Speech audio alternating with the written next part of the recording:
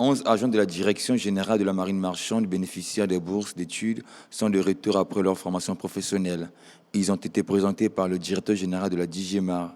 Ces formations financées sous fonds propres ont permis à ces cadres et agents de cette entreprise d'État d'acquérir des compétences dans plusieurs domaines à caractère maritime. Nous avions, au niveau de la marine marchande, un plan de formation de 10 ans, un plan de formation décennal qui arrive à terme en 2025.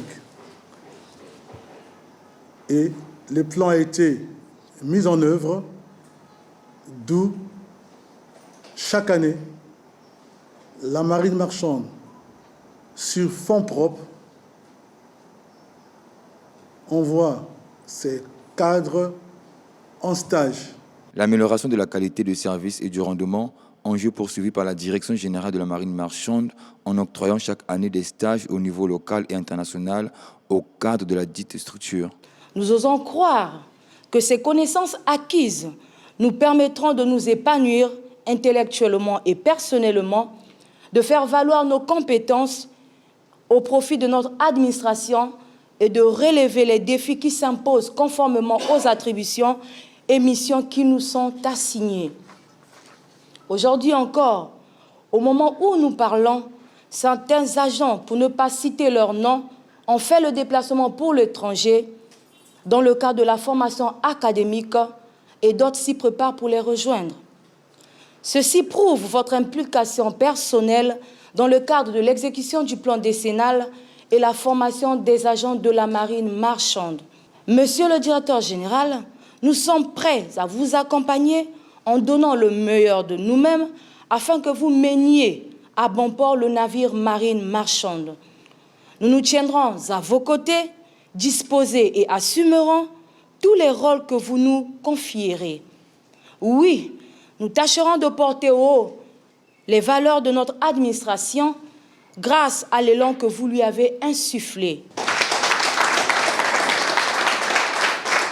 Cette série de formations professionnelles vient matérialiser la volonté de la DGMAR axée sur le développement du capital humain. La ressource la plus importante, ce n'est pas le pétrole, ce n'est pas les mines, ce n'est pas les forêts, ce n'est pas les eaux. La ressource la plus importante, c'est l'homme. Parce que c'est l'homme qui gère toutes les autres ressources. Si celui qui gère toutes les autres ressources n'est pas bien formé,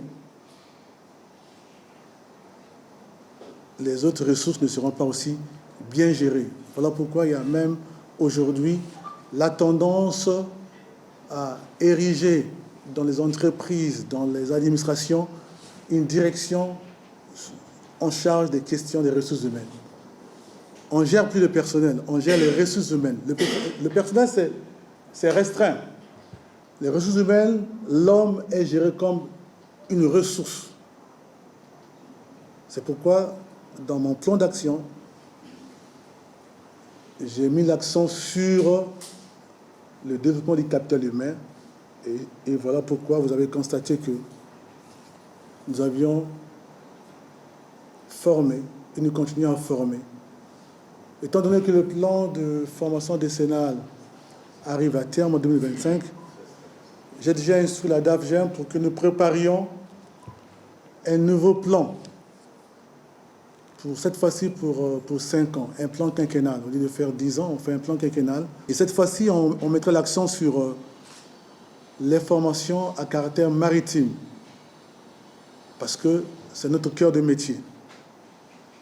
On a déjà formé en finance et trésor, administration générale, et nous voulons maintenant beaucoup plus former dans le domaine maritime, parce que le besoin est là.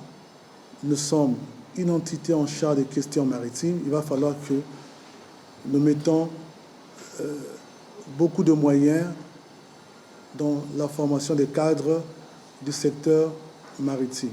Cette cérémonie de réception a été actée par la remise des kits aux agents et cadres récipiendaires par Christian Amenkou, le directeur général de la dite entité.